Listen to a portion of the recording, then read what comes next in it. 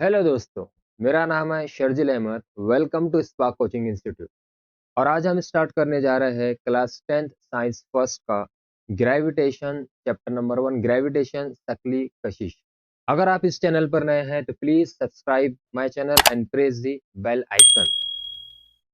हम इस चैनल पर क्लास 8, 9, 10th के मैथमेटिक्स के सारे चैप्टर्स कवर करेंगे और साथ ही साथ क्लास 8, 9, 10th के जो साइंस वाला पार्ट है उसमें से हम फिजिक्स का पार्ट जो है कवर करने की कोशिश करेंगे। ठीक है, चलिए स्टार्ट करते हैं।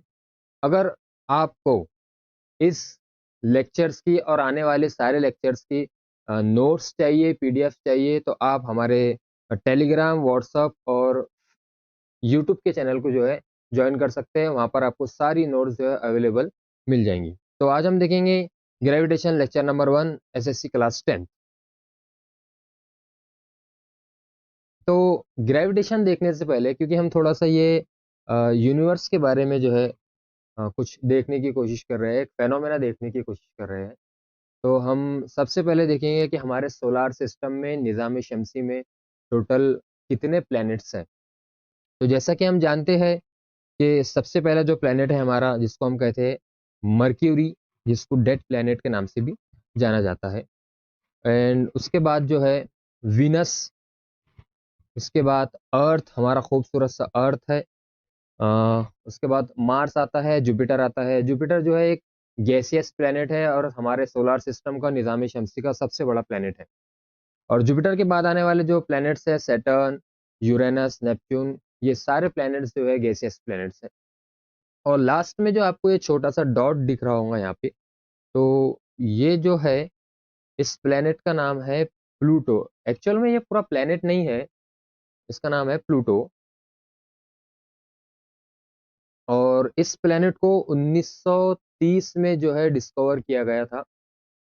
और 2006 में ये प्लेनेट की कैटेगरी से जो है बाहर निकाल दिया गया, इसलिए कि ये इसका साइज या मास इतना नहीं है कि ये पूरा पूरा प्लैनेट्स बन सके, या फिर इतना भी नहीं है कि ये एक मून बन सके। इसलिए इसको ड्वार्फ प्लैनेट के नाम से जाना जाता है। और इसने अपने ऑर्बिट में, अपने मदार में अभी तक एक चक्कर भी जो है कंप्लीट नहीं किया। जैसा कि हमारे अर्थ को एक चक्कर कंप्लीट करने के लिए टोटल 365 डेज प्लस 6 और जो है इसको लगते हैं। इसी तरीके से प्लूटो ने अभी तक के अपने ऑर्बिट में अभी तक एक चक्कर भी जो है मुकम्मल नहीं किया। इसलिए ये भी इसको प्लेनेट की कैटेगरी से बाहर निकाल दिया गया। और ये अपना एक चक्कर 2178 सन 2178 मार्च में जो है कंप्लीट करेंगे। ठीक है, तो खैर हम आगे बढ़ते हैं। ये थोड़ा सा जो है प्लूटो के बारे में बेसिक नॉलेज था। अभी तक हम ये सोचते हैं कि हमारे सोलार सिस्टम के जितने भी प्लैनेट्स हैं, जितने सैयारे हैं, वो एक फिक्स पोजीशन में जो है रिवॉल्व करते हैं, रोटेशन करते हैं, मूव करते हैं। जैसा कि हमने मान लिया कि सपोज ये हमारा सन है और सन एक फिक्स पोजीशन पर है और इसके अतराफ में चारों तरफ जो है सारे सैयारे, सारे जो है प्लैनेट्स मूव कर रहे हैं, घूम रहे हैं। बट ये थ्योरी ऐसी नहीं वर्क करती है। एक्चुअल में ये कैसा वर्क करता है, हम इसको एक छोटे से वीडियो क्लिप के मदद से जो है समझेंगे। आप यहाँ पर देख सकते हैं कि सपोज यहाँ पर हमारा सन है और सन के चारों तरफ जो है सारे प्लैनेट्स मूव कर रहे हैं। बट यहाँ पर क्या होता है देखिए।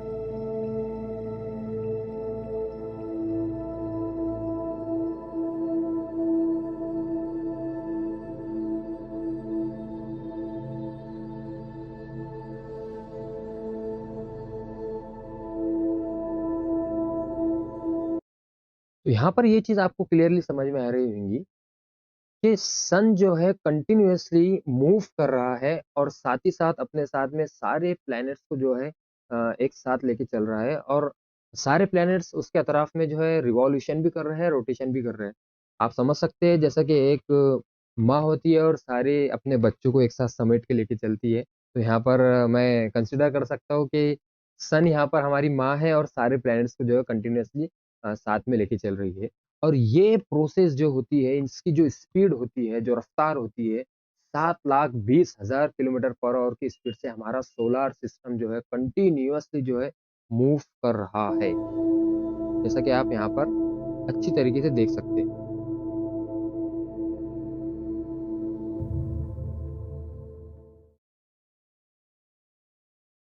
तो आई होप ये चीज़ जो है आपको क्लियर होंगी यहाँ पर। चलो हम आगे बढ़ते हैं। ग्रेविटेशन। ग्रेविटेशन क्या है? That is a natural phenomenon. Natural phenomenon हम किसे कहते हैं? कि जो चीज़ नेचर के हिसाब से वर्क कर रही है, नेचर के हिसाब से चल रही है, कुदरत के हिसाब से चल रही है। जैसा कि हमारा सोलर सिस्टम निज़ाम शमसी अ, बराबर जो है सनराइज़ होता है, सनसेट होता है, दिन का आना, रात का आना और वक़्त का बदलना, मौसम का आना, समर, विंटर और सारे जो है मौसम जो चेंज हो रहे हैं, ये नेचुरल फेनोमेना की वज़ह से हो रहा है, ये कुदरत की वज़ह से हो रहा है और इसी को हम नेचुरल फेनोमेना कहते हैं। अ, चलो हम इसमें देखेंगे पहले स्टार्ट में थोड़ा-सा इंट्रोडक्शन बेसिक देखेंगे और कुछ बेसिक चीज़ों को समझेंगे और उसके बाद में इस चैप्टर से कनेक्टेड जो टॉपिक्स हैं उनको भी कवर करने की कोशिश करेंगे। आज हमारा ये पहला लेक्चर है तो पहले लेक्चर में हम जो है बेसिक वाला पार्ट ज़्यादा से ज़्यादा कवर करने की कोशिश करेंगे। तो क्या होता है जब हम किसी ऑब्जेक्ट को ऊपर से नीचे की तरफ छोड़ते हैं तो ये वर्टिकली डायरेक्शन में जो है ऑब्जेक्ट नीचे आता है और ऐसा क्यों होता है तो उसे समझने के लिए एक थोड़ा-सा अच्छा, पहले जो है पहले के ज़माने में ये भी माना जाता था कि लोग ये समझते थे कि जब किसी ऑब्जेक्ट को हम ऊपर से नीचे जो है छोड़ते हैं तो ये क्रिएशन का एक नेचुरल प्रोसेस है, कि ये नेचर के हिसाब से ठीक है ऐसा ही होता है। और एंशिएंट टाइम में लोग ये भी समझते थे कि अर्थ जो है फ्लैट है और इसीलिए लोग जो है समंदर में ट्रैवल करने को अवॉइड भी किया करते थे। वो ये समझते थे कि अगर सपोज़ किसी ने समंदर से ट्रैवल किया और वो यहाँ से ट्रैवल करना स्टार्ट कर रहा है और अगर वो अर्थ के एंड पर छोर पर आ जाए, तो वो यहाँ से जो है नीचे जो है इस तरीके से गिर जाएगा। बट बाद में ये चीज़ समझ में आई कि अर्थ जो है फ्लैट नहीं बल्कि एक स्फीयर शेप में है। तो इसका मतलब ये हुआ स्फीयर शेप में अगर हर अर्थ है तो इसका मतलब ये हुआ अगर सपोज़ कोई पर्सन यहाँ पर खड़ा है तो उसके लिए नीचे की डायरेक्शन ये हुई, मतलब अर्थ के सेंटर की तरफ। अगर सपोज़ कोई पर्सन यहाँ पर खड़ा है, तो उसके लिए नीचे की डायरेक्शन ये हुई और अगर सपोज़ कोई पर्सन यहाँ पर खड़ा है, उसके लिए नीचे की डायरेक्शन ये हुई। सपोज़ कोई पर्सन यहाँ पर खड़ा है, तो उसके लिए नीचे की डायरेक्शन ये हुई। मतलब पोज़ीशन के हिसाब से जो है हर पर्सन के लिए नीचे की डायरेक्शन चेंज हो रही है। तो यहाँ पर हम क्लियरली ये समझ सकते हैं कि डेफ़िनेटली अब कोई नीचे या ऊपर नहीं रह गया, बल्कि सब अर्थ के सेंटर की तरफ जो है खींचे जा रहे हैं। न्यूटन्स लॉ ऑफ मोशन से हमें पता है कि हर एक ऑब्जेक्ट अपने स्टेट को कंटीन्यूअस करता है ड्यू टू इट्स इनर्शिया, चाहे वो स्टेट रेस्ट का हो या फिर uniform motion in straight line का हो। अब uniform motion in straight line ये एक अलग चीज़ हो गई, लेकिन यहाँ पर हम देख रहे हैं कि अर्थ सन के अराउंड में सर्कुलर शेप में मूव कर रहा है थोड़ी देर के लिए और यहाँ पर मून अर्थ के अराउंड में सर्कुलर शेप में जो है इस तरीके से मूव कर रहा है, रिवॉल्व कर रहा है, रोटेशन कर रहा है। तो यहाँ पर ऐसी अब किसी भी ऑब्जेक्ट को सर्कुलर शेप में मूव करने के लिए मतलब यहाँ पर हम ये समझ सकते हैं कि कोई भी ऑब्जेक्ट जब स्ट्रेट लाइन में मूव करता है तो ये कंडीशन अलग है और अगर कोई ऑब्जेक्ट सर्कुलर मोशन में मूव करता है तो ये कंडीशन अलग है। सर्कुलर मोशन में मूव करने के लिए ऑब्जेक्ट को यहाँ पर हमारा ऑब्जेक्ट जो है मून है, ऑब्जेक्ट को अपनी वेलोसिटी जो है कंटिन्यूअसली चेंज करना पड़ता है। वो इसलिए क्योंकि उसकी डायरेक्शन कंटिन्यूअसली चेंज हो रही है और अगर डायरेक्शन चेंज हो रही है इसका मतलब जो है वेलोसिटी चेंज हो रही है, रफ्तार बदल रही है। रफ्तार बदल रही है इसका मतलब वहाँ पर एक्सेलरेशन हो रहा है और Newton second law of motion से हम जानते हैं कि force is equal to mass into acceleration होता है। मतलब एक्सेलरेशन होने के लिए कुछ ना कुछ यहाँ पर फोर्स अप्लाई हो रहा है। ये कौन सा फोर्स है? तो इन्हीं सारी चीजों को समझने के लिए हमारे परम पूज्य सर आइजैक न्यूटन, उन्होंने ये सारी थ्योरी जो है हमें दी है। उन्होंने मोशन ऑफ सेलेस्टियल बॉडी के बारे में बहुत ज़्यादा स्टडी की है। सेलेस्टियल बॉडीज़ मतलब कि ब्रह्मांड में, यूनिवर्स में जो कुछ नेचुरल प्रोसेस चल रहा है उसको जो है अच्छी तरीके से एक्सप्लेन किया है कि कहानियों में, कहावतों में ये चीज़ लिखी है कि सर आइजैक न्यूटन जो है एक दरख्त के नीचे बैठे थे और सडनली क्या हुआ कि उनकी तरफ जो है नीचे की डायरेक्शन में एक एप्पल आ गिरा। तो उन्होंने ये सोचा कि ये एप्पल नीचे की ही डायरेक्शन में क्यों आया? हो सकता था वो इस डायरेक्शन में चला जाए, या हो सकता था वो इस डायरेक्शन में चला जाए, या हो सकता तो ऊपर की तरफ चला जाए। और ये सारे क्वेश्चंस उनके ज़हन में थे, और साथ ही साथ एक जो है बड़ा क्वेश्चन ये भी था कि अगर एप्पल नीचे की तरफ गिर सकता है, तो ये मून भी अर्थ की तरफ क्यों नहीं गिरता? और यहाँ से जो स्टार्ट हुई है सर आइज़ैक न्यूटन की एक बेहतरीन जर्नी। चलिए इस चीज़ को समझने के लिए हम एक एनालॉगस सिचुएशन, एक डेमोंस्ट्रेशन, या फिर हम कह सकते हैं कि एक छोटा-सा एक्सपेरिमेंट करेंगे कि यहाँ पर हम देख सकते हैं कि एक पर्सन जो है, एक ऑब्जेक्ट को, जैसा कि यहाँ पर सपोज़ ये कोई एक पर्सन है, इसका हम एक नाम ले लेते हैं। सपोज़ इसका हम नाम लेते हैं कि ये मेरा दोस्त मोइन है, ठीक है? और ये मोइन जो है इस ऑब्जेक्ट को, ये पत्थर हम इसको मान लेते हैं, स्टोन मान लेते हैं। इस ऑब्जेक्ट को जो है इस धागे के ज़रिए, इस स्ट्रिंग के ज़रिए कंटीन्यूअसली जो है मूव कर रहा है, रिवॉल्व कर रहा है, घुमा रहा है। जिस वजह से अच्छा, ये स्टोन जो है, ये पत्थर जो है एक सर्कुलर मोशन में घूम रहा है। इसका मतलब ये है कि अगर ये सर्कुलर मोशन में घूम रहा है तो इसकी डायरेक्शन जो है हर बार चेंज हो रही है, और अगर डायरेक्शन चेंज हो रही है तो वेलोसिटी चेंज हो रही है, और अगर वेलोसिटी चेंज हो रही है तो एक्सेलरेशन हो रहा है। और एक्सेलरेशन तभी होता है जब ऑब्जेक्ट पर कुछ न कुछ जो है फ़ोर्स लगाया जाए। तो वो फ़ोर्स जो है मोइन के ज़रिए इस ऑब्जेक्ट पर लगाया जा रहा है, क्योंकि मोइन जो है कंटीन्यूअसली उस ऑब्जेक्ट को जो है घुमा रहा है। लेकिन मोइन के ज़रिए फ़ोर्स तो सिर्फ़ और सिर्फ़ यहाँ पर उसके हैंड पर ही, इस तरीके से यहाँ पर वो घुमा रहा है तो यहाँ पर ही फ़ोर्स लग रहा है। तो वो फ़ोर्स जो है ट्रांसफ़र हो रहा है स्ट्रिंग में, और स्ट्रिंग के ज़रिए ट्रांसफ़र हो रहा है इस पत्थर में, स्टोन में।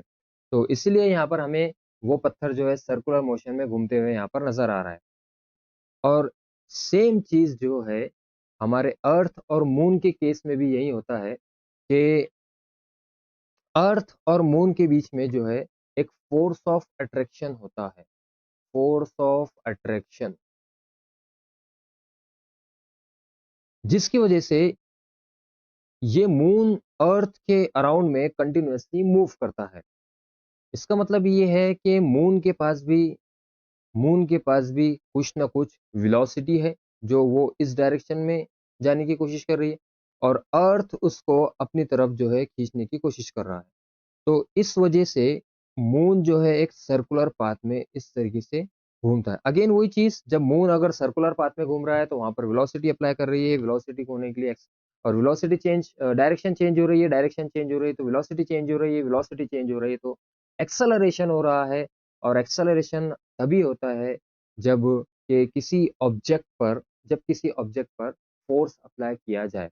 न्यूटन सेकंड लॉ से हम कह सकते हैं कि force is equal to mass into acceleration होता है, और एक्सेलरेशन तभी होता है जब किसी ऑब्जेक्ट पर फोर्स अप्लाई होता है। तो यहाँ पर वो कौन सा फोर्स है जो अर्थ और मून की केस में लग रहा है और जो हमें दिखाई नहीं दे रहा है, उसी फोर्स को हम कहते हैं ग्रेविटेशनल फोर्स।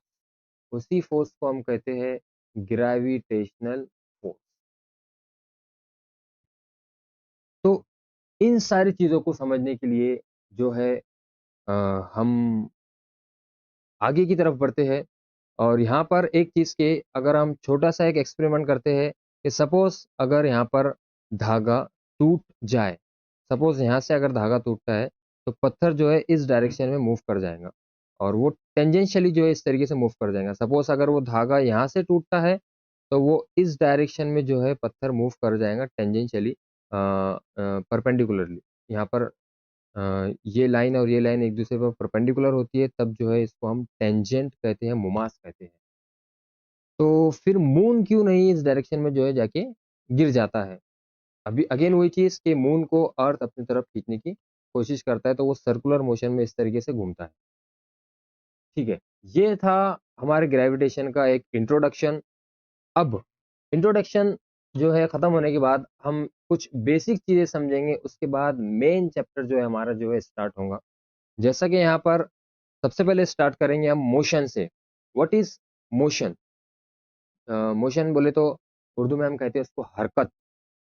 मोशन क्या है? A body is said to be in motion when it changes its position with respect to surrounding.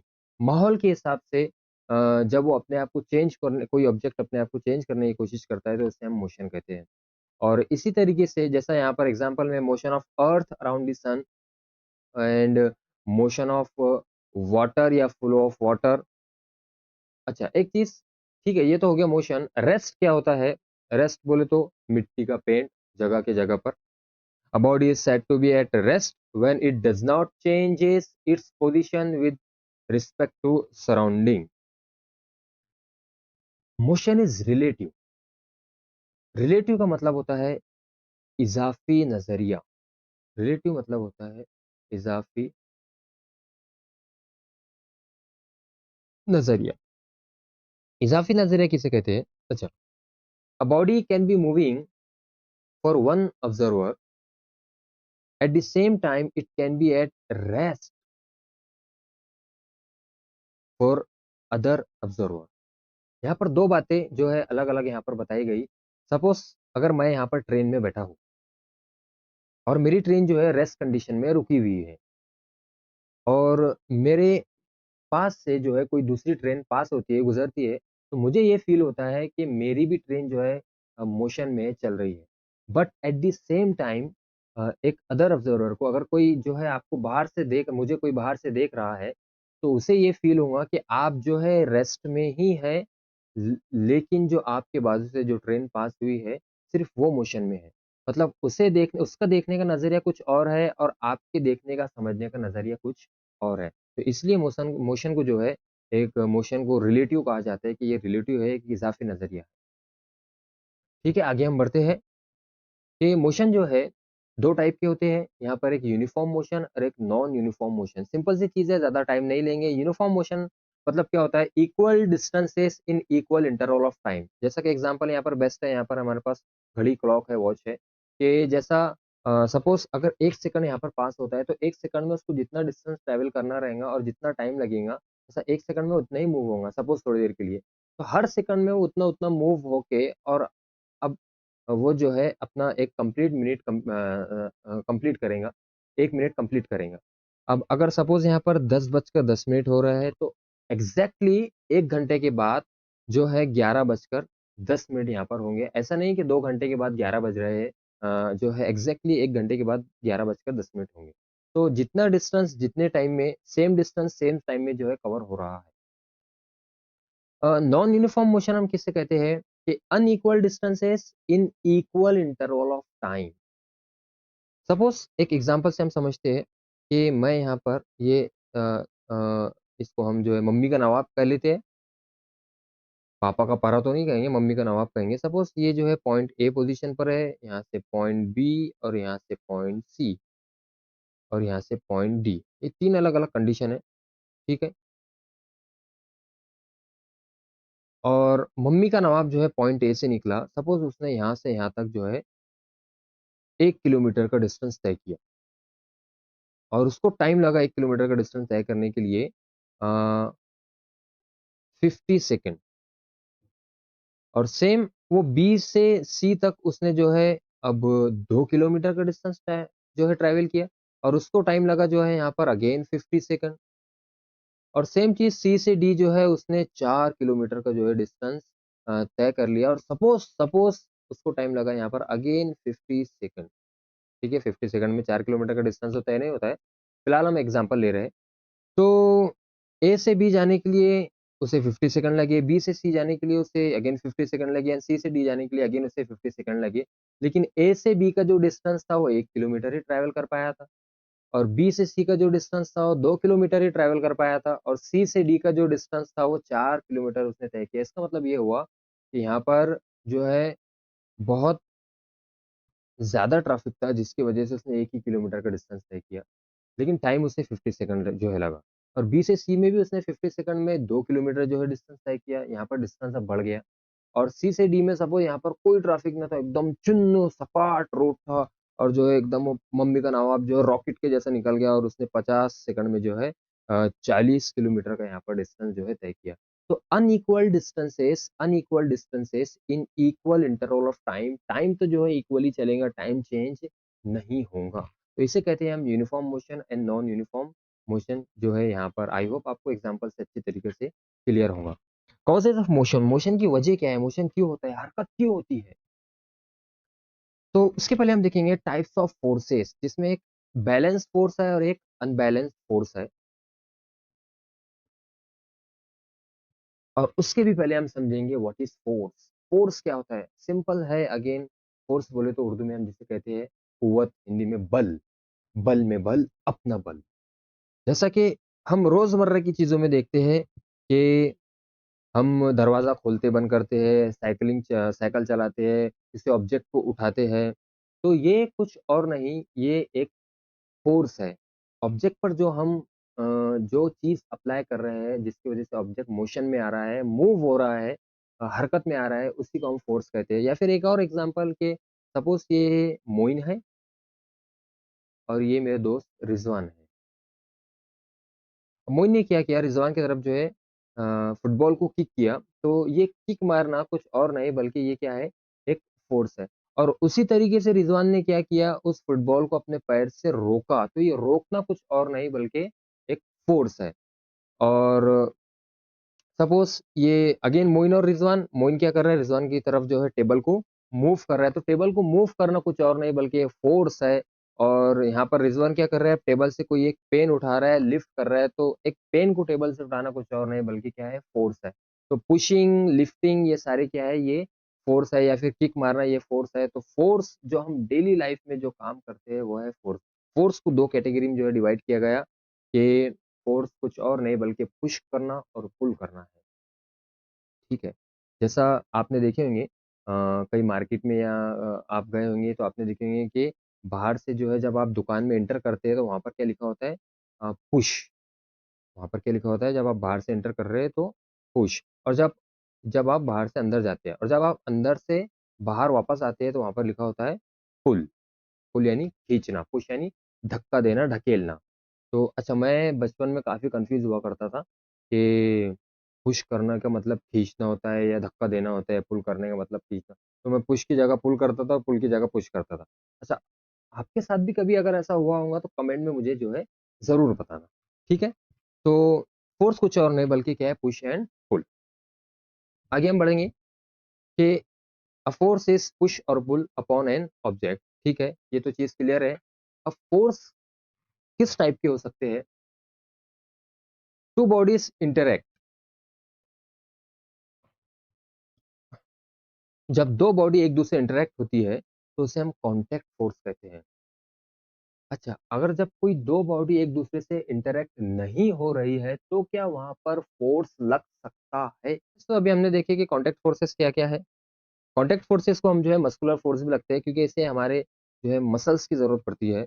और साथ ही साथ कॉन्टैक्ट फ़ोर्सेस को हम जो है फ्रिक्शनल फ़ोर्सेस भी कहते हैं। फ्रिक्शन किसे कहते हैं? फ्रिक्शन यानी होता रगड़, घसना या फिर रुकना। जैसा फॉर एग्ज़ाम्पल फुटबॉल पर अगर किसी ने यहाँ पर किक मारा है और फुटबॉल जो है इस डायरेक्शन में मूव कर रहा है, बट ज़मीन, अर्थ जो है उसको अपने जो है इस डायरेक्शन में मूव करेंगी। मतलब ये है कि फुटबॉल ज़मीन से जो है रगड़ेगा। जैसा मैं अगर फ़ोर्स यहाँ पर जो है अप्लाई करता हूँ तो ये आगे की तरफ मूव हो रहा है, लेकिन मेरा जो हाथ है, जो स्किन है, अगर वो बहुत ज़्यादा खुरदुरी है, तो वो क्या करेगा, उसको अपनी तरफ रोकने की कोशिश करेगा। और ये बहुत ज़्यादा जो है चिकना है, स्मूथ है, तो क्या करेगा, वो बहुत फ़ास्ट जो है कंटीन्यूअसली मूव करेगा।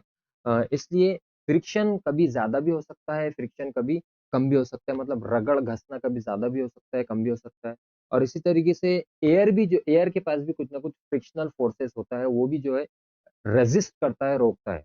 आप कह सकते हैं फ्रिक्शन के रेज़िस्ट करना, रोकना एक रगड़ की वजह से जो है वो रोकता है ऑब्जेक्ट को, ठीक है?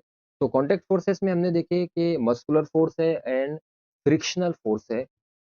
अब नॉन कॉन्टैक्ट फोर्स के बारे में हम बात करेंगे कि जैसा यहाँ पर मैंने एक मैग्नेट बार लिया और सपोज़ एक कीला जो है, अभी तो यहाँ पर आपको चिपका हुआ दिख रहा है यहाँ पर। हमने जो है एक मैग्नेट बार, आप यहाँ देख सकते हैं, और एक कीला लिया हूँ मैंने, एक कील लिया हूँ। अब मैग्नेट बार के पास में एक नॉर्थ पोल होता है, एक साउथ पोल होता है। मैं जैसे ही किसी आयरन रॉड को या इस कीले को इसकी तरफ लाने की कोशिश करता हूँ, तो वो बगैर कांटेक्ट में आए, अभी बगैर कांटेक्ट में आए, सडनली जाके जो है चिपक जाएगा, सडनली जाके जो है चिपक जाएगा। इसका मतलब क्या हुआ, वहां पर कुछ ना कुछ फोर्स एक्सर्ट हुआ है, वहां पर कुछ ना कुछ फोर्स जो है अकर हुआ है। ये कौन सा फोर्स है? इस फोर्स को हम कहते हैं मैग्नेटिक फोर्स, और ये नॉन कांटेक्ट फोर्स है।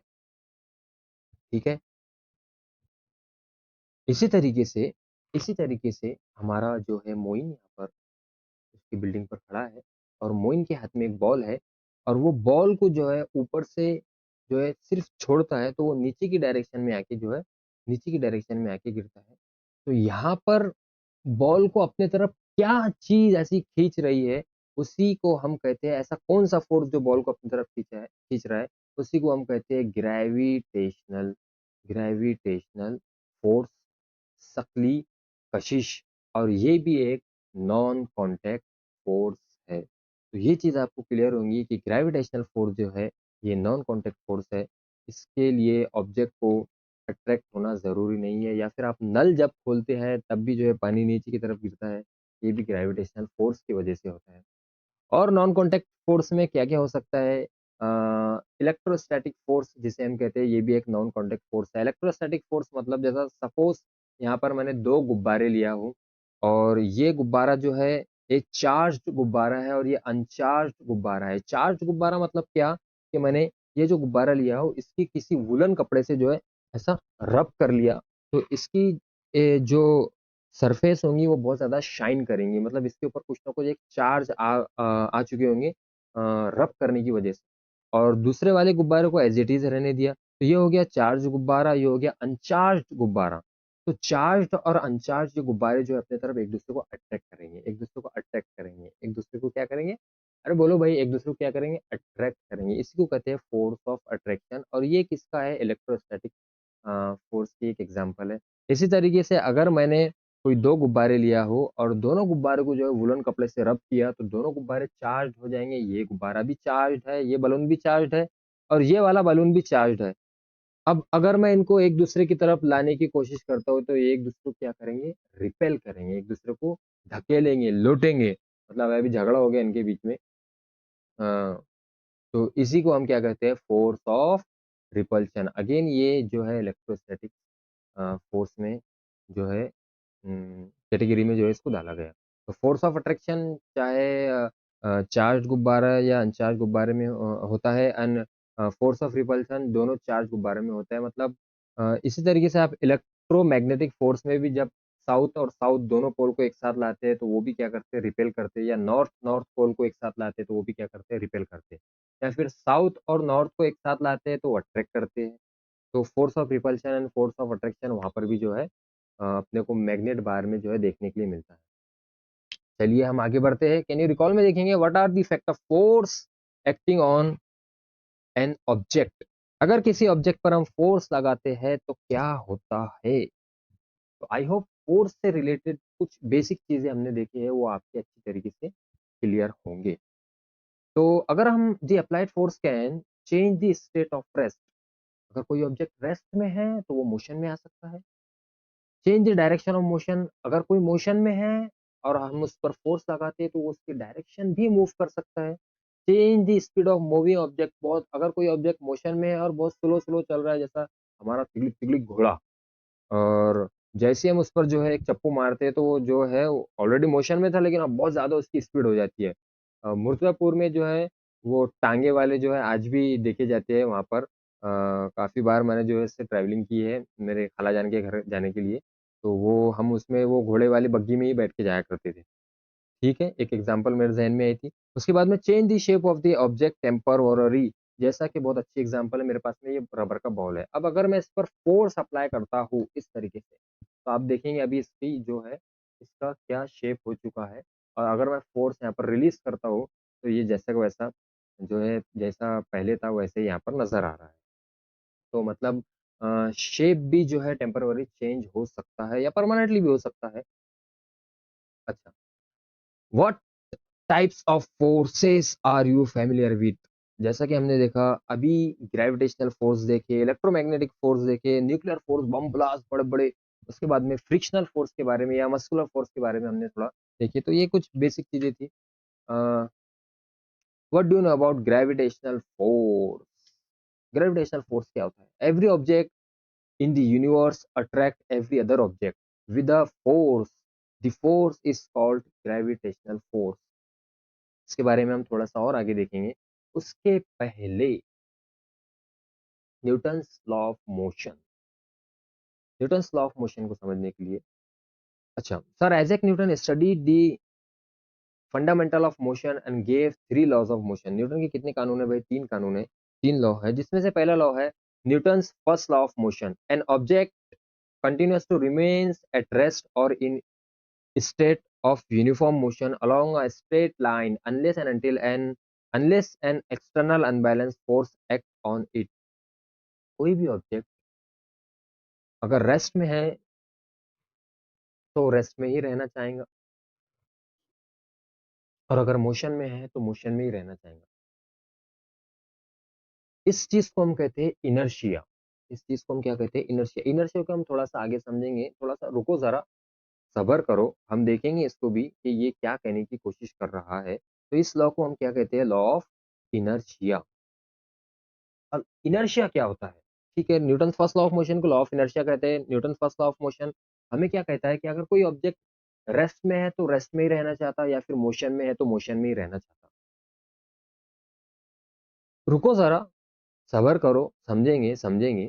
उसके पहले हम समझेंगे थोड़ा सा इनर्शिया क्या होता है। The natural tendency of an object to resist, resist यानी होता है रोकना, रुकना, change in its state of motion. Inertia एक नेचुरल टेंडेंसी है किसी भी ऑब्जेक्ट की। जैसा फॉर एग्जांपल अगर कोई ऑब्जेक्ट रेस्ट में है तो प्रिफर करेगा कि मैं रेस्ट में ही रहूं, और अगर कोई मोशन में है तो वो प्रिफर करता है कि मैं मोशन में ही रहूं। जैसा कि एग्जांपल से हम समझेंगे इनर्शिया को उर्दू में हम कहते हैं जमूद। इनर्शिया को उर्दू में कहते हैं जमूद।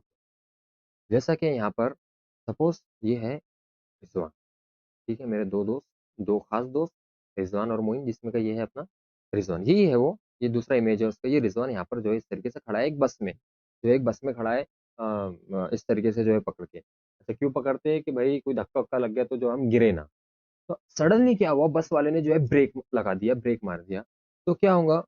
रिजवान अननेसेसरी ना चाहते हुए भी जो आगे की तरफ इस तरीके से धकेले जाएगा। तो ये जो है, ये जो जर्क उसे आया है, अननेसेसरी जो जर्क आया, that is inertia.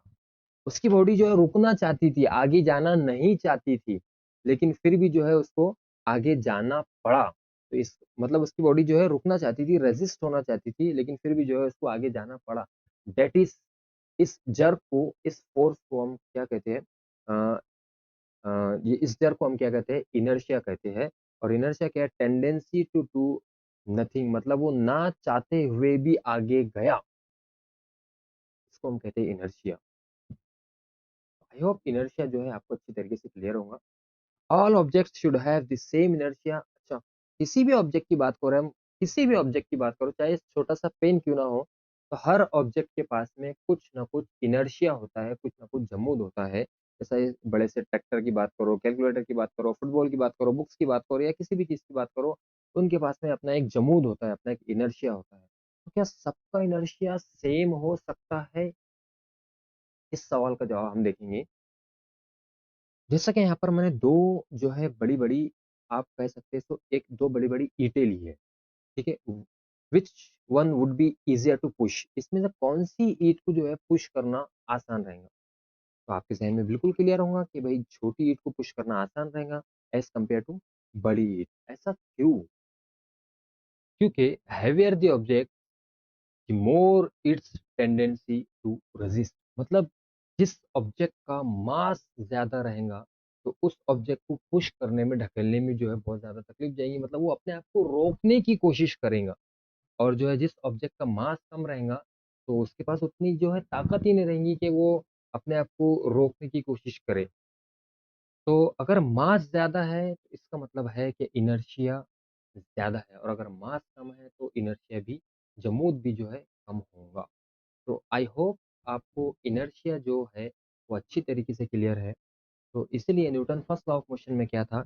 N object continuous to remain at rest और in state of uniform motion. अगर वो यूनिफॉर्म मोशन में है तो यूनिफॉर्म मोशन में ही रहेगा अलोंग अ स्ट्रेट लाइन, और अगर रेस्ट पर है, रुका हुआ है तो रुका हुआ ही रहेगा अनलेस एंड अनटिल जब तक उस पर कोई एक्सटर्नल अनबैलेंस फोर्स अप्लाई किया नहीं जाता। जैसा कि यहाँ पर एक फुटबॉल जो रेस्ट कंडीशन में था तो वो रेस्ट में ही रहना चाहेगा जब तक कि हमने उस पर कोई एक्सटर्नल अनबैलेंस जो है फोर्स नहीं लगाए।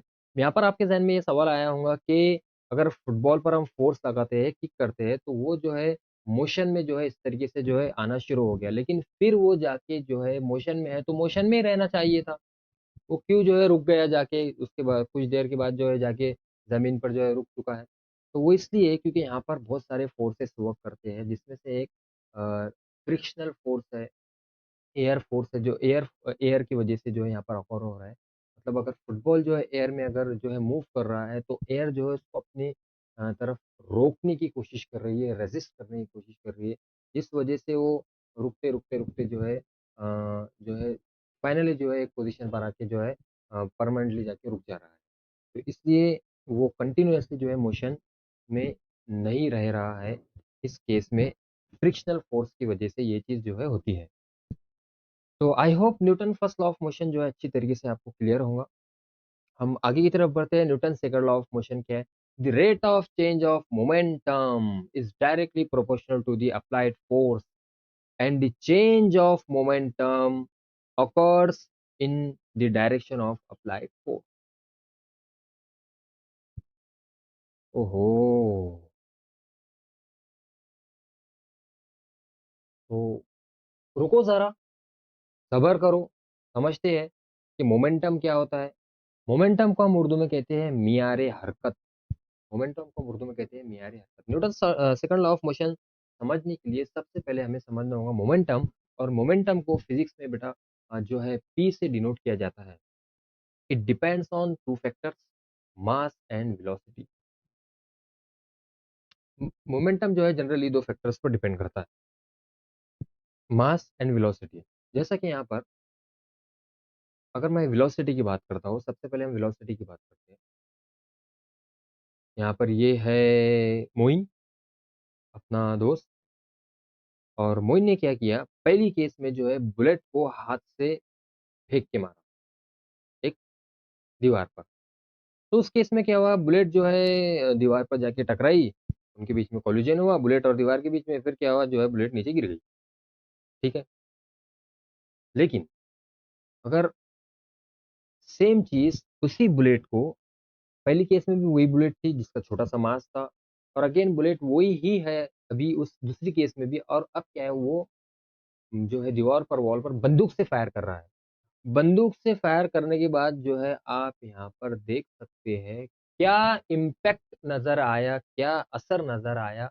और इसी इम्पैक्ट को, इसी असर को हम कहते हैं मोमेंटम, जिसको कहते हैं उर्दू में मियारे हरकत,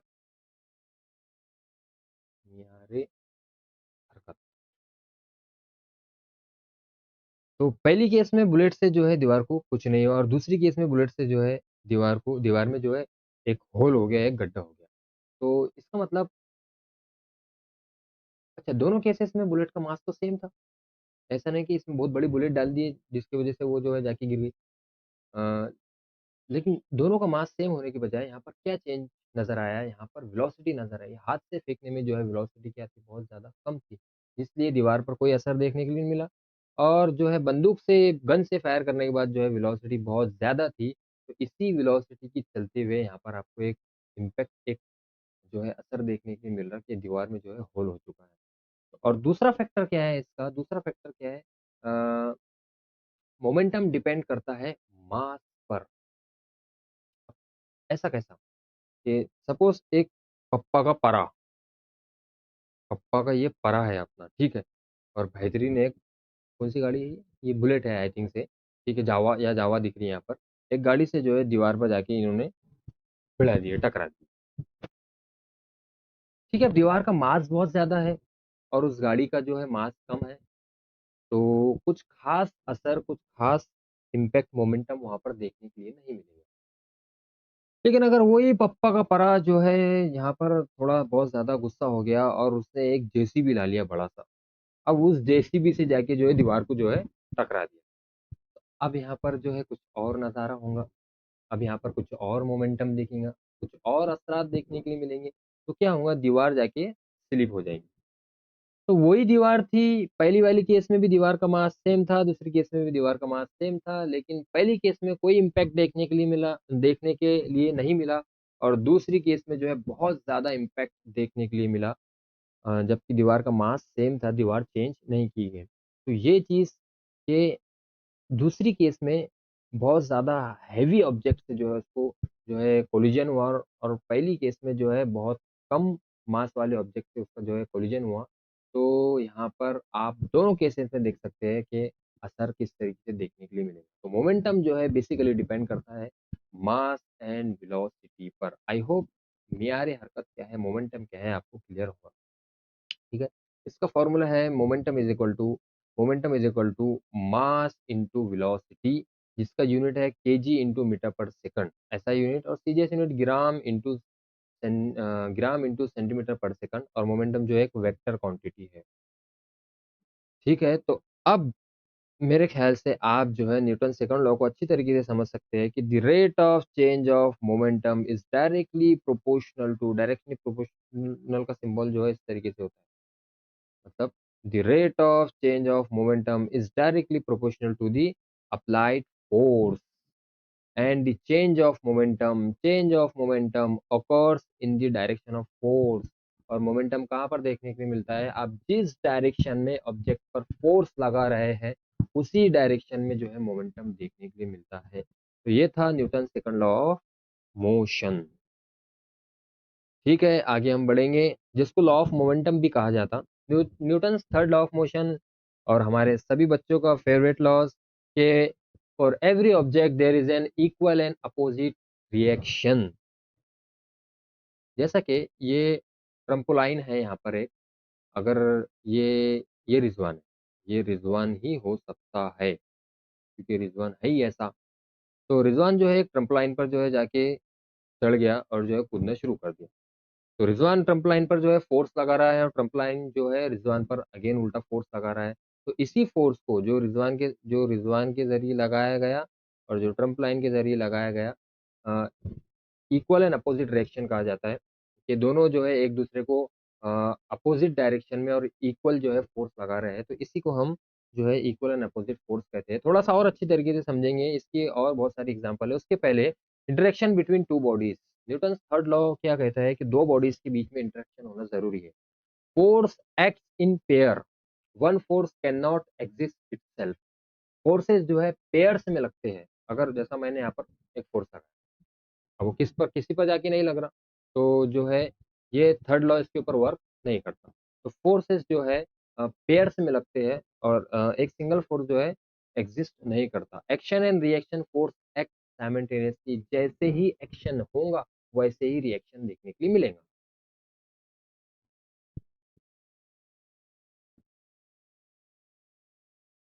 Thus, the forces are equal and opposite.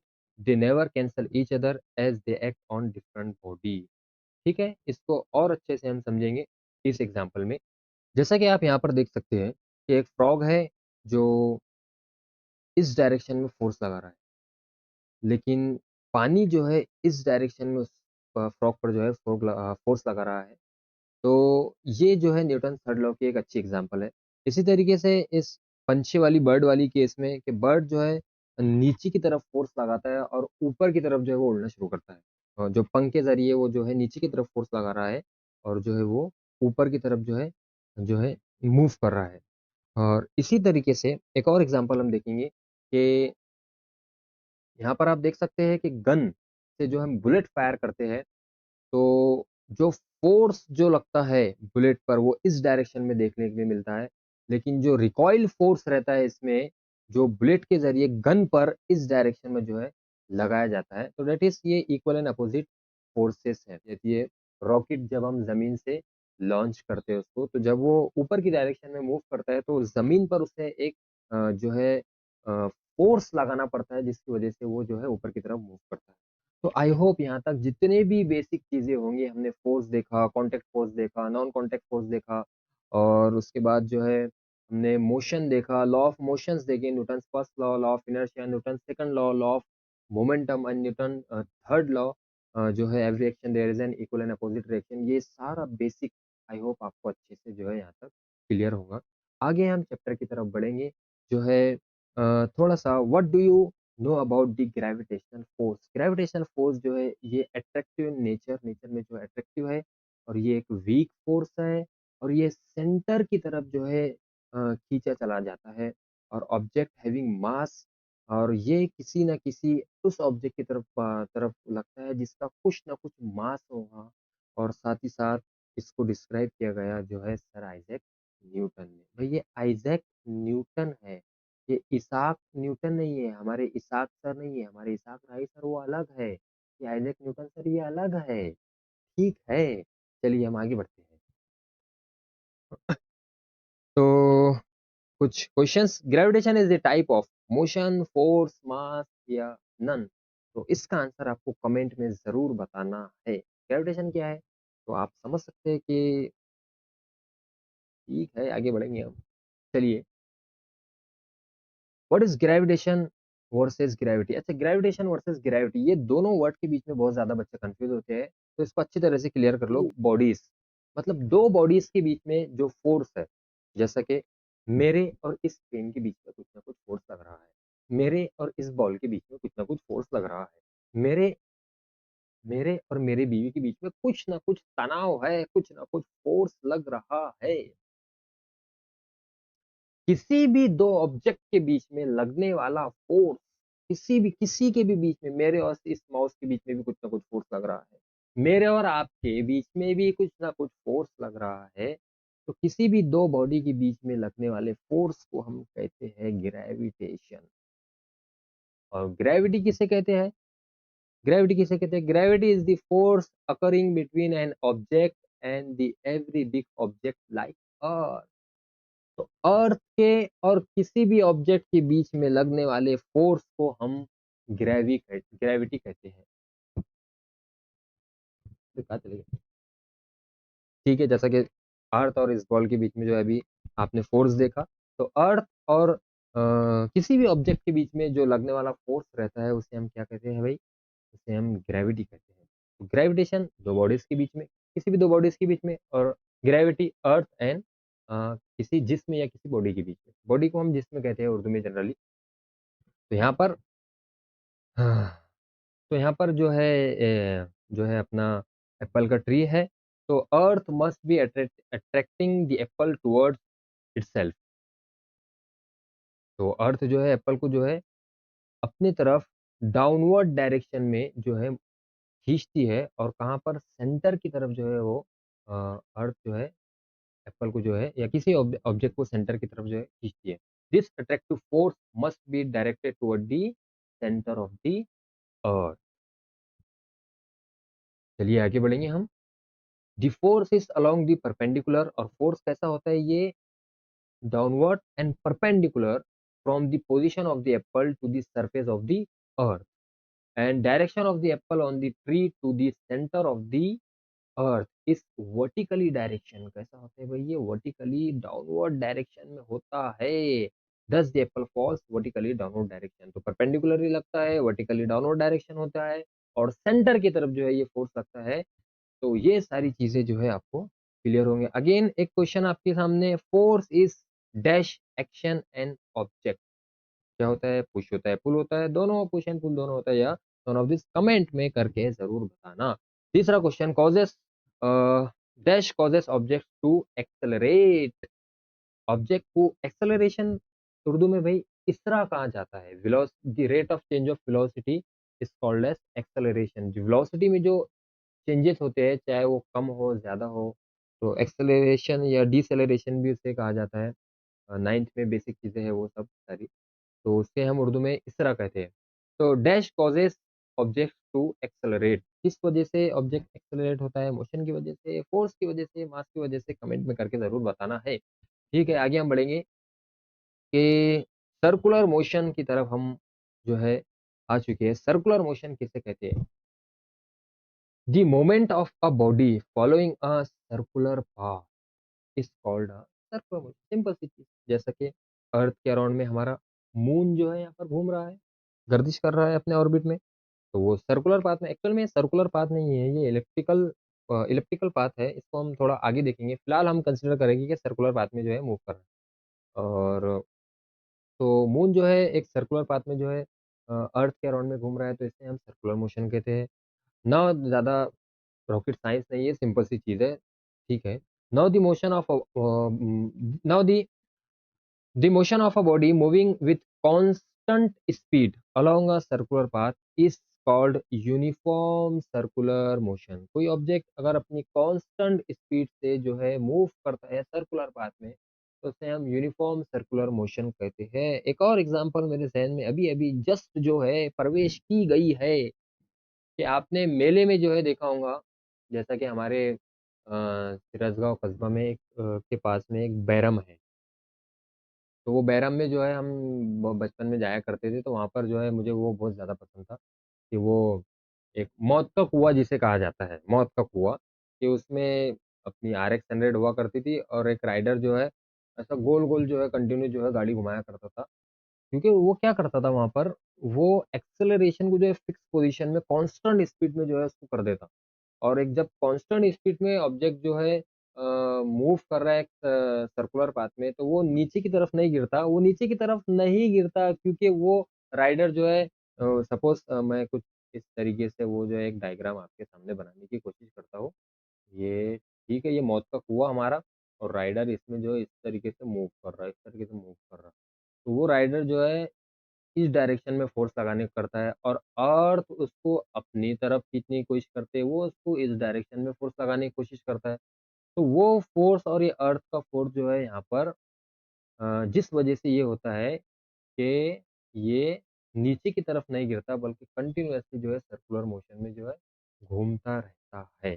इसी तरीके से चाँद वाली अपने मून चंदा मामा की केस में भी यही होता है, अर्थ उसको अपने सेंटर की तरफ खींचता है, लेकिन मून उसको जो है इस डायरेक्शन में फ़ोर्स लगाता है, तो ना ना वो इधर का होता है, ना इधर का होता है, वो सर्कुलर मोशन में जो है घूमना शुरू कर देता है। तो यूनिफ़ॉर्म सर्कुलर मोशन किसे कहते हैं? सर्कुलर मोशन क्या है? आई होप जो है आपको अच्छी तरीके से ये क्लियर होगा। अगर क्लियर इसमें से कोई चीज़ अगर आपको क्लियर नहीं होती है, तो कमेंट में जो है करके ज़रूर बताना, ताकि मैं उसे सेकंड लेक्चर स्टार्ट करने के पहले वो पार्ट थोड़ा-सा वहाँ पर और अच्छी तरीके से एक्सप्लेन करूँ। आगे बढ़ेंगे, centripetal force and centrifugal force. जहाँ पर सर्कुलर मोशन हो और वहाँ पर सेंट्रीपिटल और सेंट्रीफ्यूगल फोर्स ना आए, ये फोर्स एक दूसरे से कनेक्टेड है। सबसे पहली बात, जैसा कि हमारे शोले पिक्चर की जय और वीरू, और यहाँ पर हमारे करण अर्जुन, तो इसी तरीके से सेंट्रीपिटल फोर्स और सेंट्रीफ्यूगल फोर्स एक दूसरे से कनेक्टेड है। तो इसकी मैं एक एग्जांपल लूंगा, मैरी गो राउंड आपने देखा होगा, कि अगर आप इस मेरी गो राउंड में, इस झूले में आप बैठे हैं, तो जैसे ही आप नीचे की डायरेक्शन में जब आते हैं, झूला अगर इस तरीके से सर्कुलर मोशन में जो है मूव कर रहा है, जैसे ही आप नीचे की डायरेक्शन में आते हैं, तो आपको ऐसा लगता है कि आप जो है अब गिरने वाले हैं, आप जो है बाहर गिरने वाले हैं। तो जैसा आप जैसे ही इधर आएँगे, ऐसा ऐसा सॉरी, सॉरी, सॉरी। आपको ऐसा लगेगा कि आप इस डायरेक्शन में ऐसा आप गिरने वाले हैं, बट ऐसा नहीं होता है। वो क्या होता है, आप जो है इस तरीके से सर्कुलर पाथ जो है अगेन सर्कुलर पाथ में जो है मूव करना शुरू कर देते हैं। तो ये जो आपको लगता है कि अब मैं जो है बाहर की तरफ गिरने वाला हूँ, और जैसे ही आप बाहर की तरफ गिरने वाले रहते हैं, तो आपको ऐसा लगता है कि आप बाहर की तरफ नहीं गिरते, बल्कि आप जो है वापस से अंदर की तरफ जो है चले जाते हैं। तो ये जो अंदर की तरफ जाना, जो सेंटर की तरफ जो जैसे हम जब जाते हैं, क्योंकि सेंटर से ही उसके फ़ोर्स लगाया जा रहा है, तो इस फ़ोर्स को हम कहते हैं सेंट्रीपिटल फ़ोर्स, जो अंदर की तरफ लगता है, सेंटर की तरफ लगता है। तो जब-जब सेंट्रीपिटल फ़ोर्स होगा, तब-तब सेंट्रीफ्यूगल फ़ोर्स भी होगा। देखिए, सेंट्रीफ्यूगल फ़ोर्स किसे कहते हैं? जैसा कि हमने इसके अभी देखा, कि जैसे ही आप जो नीचे की तरफ आते हैं और आपको ऐसा लगता है कि अब आप गिरने वाले हैं, ये जो लगना है कि अब आप गिरने वाले हैं बाहर की तरफ, दैट इज़ सेंट्रीफ्यूगल फोर्स। लेकिन आप बाहर की तरफ नहीं गिरते, आप कहाँ जाते हैं, आप वापस जो है सर्कुलर मोशन में मूव करना शुरू कर देते हैं, क्योंकि आपको सेंटर अपनी तरफ खींचने की कोशिश करता है। तो सेंटर की तरफ लगने वाला फ़ोर्स सेंट्रीपिटल फ़ोर्स, और जो है बाहर की तरफ लगने वाला force that is centrifugal force. Centrifugal force जो है रियल फोर्स नहीं होता, बस ये एक इमेजिनरी फोर्स होता है जब भी सर्कुलर मोशन की बात चलती है। ठीक है, तो in simple words, centripetal force अंदर की तरफ, सेंट्रीफ्यूगल फोर्स बाहर की तरफ। सेंट्रीपिटल फोर्स को हम उर्दू में मरकज जौ कुव्वत कहते हैं। सेंट्रीफ्यूगल फोर्स को क्या कहते हैं मुझे शायद ध्यान में नहीं है अभी। इसे मरकज जौ कुव्वत कहते हैं, सेंट्रीपिटल फोर्स को मरकज जौ कुव्वत। ठीक है, आगे बढ़ते हैं। तो अब हम देखेंगे circular motion and centripetal force को दोनों को एक साथ। As long as we are holding the string, we are pulling, खींचना, द स्टोन टुवर्ड्स अस, हमारी तरफ जो है हम उसको खींचने की कोशिश करते हैं जब हम उसे घुमाते हैं। That's towards the centre of the circle and are applying a force towards it's.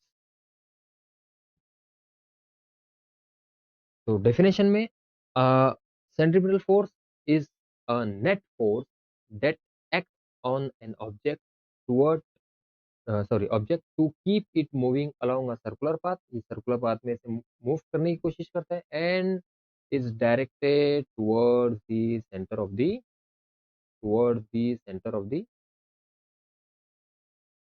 Circle. This called the centripetal force. Centripetal means center seeking, that that is the object tries to go towards the center of the circle because of this force। I hope ये चीज आपको अच्छे से अब clear हो चुकी होगी। ठीक है, ज्यादा टाइम पास नहीं करते हैं, हम आगे टॉपिक देते हैं और सेंट्रीफ्यूगल फोर्स की भी डेफिनेशन देख लेते हैं कि an apparent force which tends to move object away, बाहर फ्रॉम द सेंटर, सेंटर से इसको बाहर फेंकने की कोशिश करता है in the circular motion is known as centrifugal force. Kepler's law, finally जो है हम अपने मेन टॉपिक पर जो है यहाँ पर आ चुके हैं। Kepler's law of motion, Kepler's law. ठीक है, केपलर्स लॉ। केपलर्स लॉ समझने के पहले हमें जो है देखना पड़ेगा कि इलिप्स क्या होता है। N ellipse is the curve obtained when a cone is cut by an inclined plane। जैसा कि हम जानते हैं, सपोज अगर मैं किसी सर्कल की बात करता, ठीक है, सर्कल के पास में एक होता है सेंटर, तो मरकज जिसे हम कहते हैं, सेंटर से सर्कल के जितने भी पॉइंट्स है, ये सारे पॉइंट्स जो है ये इक्वल डिस्टेंस पर होते हैं, उसी को तो सर्कल कहते हैं ना। इसको हम कहते हैं इस डिस्टेंस को हम कहते हैं रेडियस। डिस्टेंस को हम कहते हैं रेडियस, उर्दू में इसे कहते हैं हम उर्दू में इसे कहते हैं निस्फ सूत्र, निस्फ सूत्र। तो ये रेडियस जो है सारे जो है इक्वल होते हैं। इलिप्स की केस में क्या होता है, इलिप्स की केस में क्या होता है कि इलिप्स के पास जैसा सर्कल के पास में एक सबसे इंपॉर्टेंट पॉइंट होता है जिसे हम सेंटर कहते हैं, मरकज कहते हैं। इसी तरीके से इसके पास में ऐसे दो इंपॉर्टेंट पॉइंट होते हैं और उन दो पॉइंट को हम कहते हैं फोकल पॉइंट्स, जिसको हम जैसा कि मैंने आपको अभी बताया कि सर्कल की केस में उसका एक इम्पोर्टेंट पॉइंट जो होता है सेंटर, मरकज, और उस सेंटर से सर्कल के जितने भी पॉइंट्स रहते हैं जिसको हम अगर उसको ज्वाइन करते हैं तो रेडियस कहते हैं, तो वो सारे रेडियस सारे निष्ठ इक्वल होते हैं। इसी तरीके से तो उसके पहले एक चीज छूट चुकी मेरे से, इलिप्स बना कैसा ये चीज, उसको हम आगे और देखेंगे। फिलहाल तो एक कोन को हमने क्या किया, एक कोन को एक प्लेन से इंक्लाइंड जो है कट किया, जैसे कि आप यहाँ पर देख सकते हैं। तो इस इंक्लाइन कट करने से जो फिगर हमें नजर आई इसको हम कहते हैं इलिप्स। खैर इसको आगे देखिए, हम देख रहे थे कि जैसा सपोज इस इलिप्स के केस में हमारे पास में दो फोकल पॉइंट है F1 और F2। सपोज मैंने इस इलिप्स के पास में इलिप्स पर एक पॉइंट ए यहाँ पर जो है लिया और F1 को ए से ज्वाइन किया और इस ए को F2 से ज्वाइन किया, दोनों फोकल पॉइंट से ज्वाइन किया। तो ए F1 ये डिस्टेंस प्लस ए F2 ये डिस्टेंस, ठीक है, ये सारे ये जो डिस्टेंस है ये इक्वल होते हैं। सपोज मैंने इलिप्स पर एक और पॉइंट पॉइंट बी लिया और उसको ज्वाइन किया F1 से और ज्वाइन किया F2 से, तो ये A B F1 plus B F2 ये जो है आपस में जो सॉरी ये जो है आपस में इक्वल रहेंगे। इसी तरीके से मैंने इलिप्स पर एक और पॉइंट लिया पॉइंट सी, तो सी F1 and C F2 summation इनका CF2 ये भी जो है इन सभी पॉइंट्स के समेशन के इक्वल रहेगा। सर्कल की केस में रेडियस इक्वल होते हैं और इलिप्स की केस में दोनों फोकल पॉइंट से जो पॉइंट कनेक्टेड रहता है, उनका समेशन जो है आपस में इक्वल रहता है। तो क्लियर है? I hope so. ठीक है, थोड़ा-सा और आगे हम बढ़ेंगे कुछ बेसिक चीज़ें आगे। जैसा कि हम जानते हैं, हमारे सोलर सिस्टम में सन के अराउंड में सारे प्लैनेट्स जो है मूव करते हैं और इस केस में हमारी ये अर्थ है जो है सन के अराउंड में मूव कर रहा है। अच्छा, जो पहला जो ऑर्बिट आपको नजर आ रहा है, सपोज ये जो है सर्कुलर ऑर्बिट है, बट अर्थ जो है ऑर्बिट बोले तो मदार, अर्थ जो है सर्कुलर ऑर्बिट में मूव नहीं करता, बल्कि अर्थ जो है एक इलिप्टिकल ऑर्बिट में जो है मूव करता है। तो इलिप्टिकल ऑर्बिट मतलब क्या और ये चीज़ कब पता चली, इसी चीज़ों को हमें थोड़ा-सा जो है देखना है और इलिप्टिकल ऑर्बिट से मुराद क्या चीज़ होती है, ये भी हम थोड़ा-सा इसमें देखेंगे कि पुराने ज़माने में पोटोलमियों ने, जिसको हम पोटोलमी सोलर सिस्टम कहा जाता है, उनका ये एक मानना था कि अर्थ जो है इस सोलर सिस्टम का सेंटर है और अर्थ के अराउंड में जो है सारे जो प्लैनेट्स और स्टार है, वो जो है मूव कर रहे हैं। जैसा कि आप यहाँ देख सकते हैं, सन भी जो है अर्थ के अराउंड में मूव कर रहा है। उसके बाद में बहुत सारी रिसर्च हुई और फिर नासिर इब्न तूसी जो कि एक मुस्लिम साइंटिस्ट थे, उन्होंने भी जो है यूनिफ़ॉर्म सर्कुलर मोशन की जो है डेफिनिशन हमको बहुत अच्छी तरीके से यहाँ पर बताया गया। और नासिर इब्न तूसी ने भी बहुत ज़्यादा रिसर्च करने के बाद एक और साइंटिस्ट आए अगेन, उसके बाद में, जिनका नाम था कोपरनिकस। कोपरनिकस ने जो है अपना एक हीलियोसेंट्रिक मॉडल जो है पेश किया और उन्होंने जो है ये बताया था कोपरनिकस ने कि अर्थ जो है हमारा सेंटर नहीं है, बल्कि सन हमारा जो है सेंटर है और सन के अराउंड में सारे प्लैनेट्स मूव कर रहे हैं। लेकिन उनका कहना था कि ये जो रोटेशन है, रिवॉल्यूशन है, ये जो है सर्कुलर ऑर्बिट में है, सर्कुलर शेप में है। उसके बाद में और साइंटिस्ट आए जिनका नाम था टाइको ब्राहे, जिन्होंने 30 साल काम किया और फिर उन्होंने ये कहा कि वाह! मूंछें तो बड़ी लंबी है टाइको ब्राहे की। ठीक है, ख़ैर। तो टाइको ब्राहे ने 30 साल जो है सोलर सिस्टम पर जो है वर्क किया और उन्होंने कहा कि सन तो ठीक है, फ़िर सन जो है हमारे सोलर सिस्टम का सेंटर है। लेकिन और सन के अराउंड में जो है सारे प्लैनेट्स मूव कर रहे हैं। बट यहाँ पर उन्होंने ये कहा कि सन सोलर सिस्टम का सेंटर है, लेकिन सन का सेंटर जो है अर्थ है, मतलब अर्थ के अराउंड में जो है सन मूव कर रहा है, जैसे कि आप यहाँ पर इस फिगर में देख सकते हैं। ओहो! बड़ा कन्फ्यूज़न, बड़ा लोचा-लपाटा, बड़ा चूड़ा बन चुका है यहाँ पर तो अब। अच्छा देखो यहाँ पर जो है इसको कुछ लोग जोहानस केपलर भी पढ़ते हैं या फिर योहानस केपलर भी इसको जो है पढ़ा जाता है। तो योहानस केपलर ने जो है टाइको ब्राहे से उनका जो डेटा था वो कलेक्ट करने की कोशिश की। क्योंकि टाइको ब्राहे ने 30 साल स्टडी किया और वो डेटा जो है वो नोट्स जो है उनसे लेने की कोशिश की, लेकिन जोहानस केपलर को जो है वो नोट्स नहीं मिली। अ, तो फिर टाइको ब्राहे के मरने के बाद बुक्स में कुछ जो है हिस्टोरिकन्स ने कुछ इस तरीके से लिखा है कि योहानस केपलर ने जो है टाइको ब्राहे का डेटा जो है चोरी कर लिया और जो है फिर योहानस केपलर ने एक अपनी थ्योरी दी उस डेटा की मदद से कि अ, एक्चुअल में अर्थ जो है सेंटर नहीं है, सेंटर तो सन ही है, लेकिन सन के अराउंड में सारे प्लैनेट जो है मूव करते हैं, रिवॉल्व करते हैं और ये जो रिवॉल्यूशन होता है, ये सर्कुलर ऑर्बिट में नहीं, बल्कि ये रिवॉल्यूशन एक इलिप्टिकल शेप में होता है। जैसा कि हमने थोड़ी-सी चीज़ें जो है इलिप्टिकल शेप की देखी है, कुछ और शेप्स यहाँ पर, जैसा किसी कोन को अगर मैं इस प्लेन से इस तरीके से कट करता हूँ, तो इस केस में अपना बनता है पैराबोला। ठीक है, मैथमेटिक्स की टर्म्स है और अगर मैं सीधा कट करता हूँ तो उस केस में हमारा बनता है सर्कल और इलिप्स बनाने के लिए उस कोन को मैंने इंक्लाइंड शेप में कट किया तो यहाँ पर जो है अपना बना इलिप्स। और हाइपरबोला की केस आप देख सकते हैं कि हाइपरबोला किस तरीके से बनता है।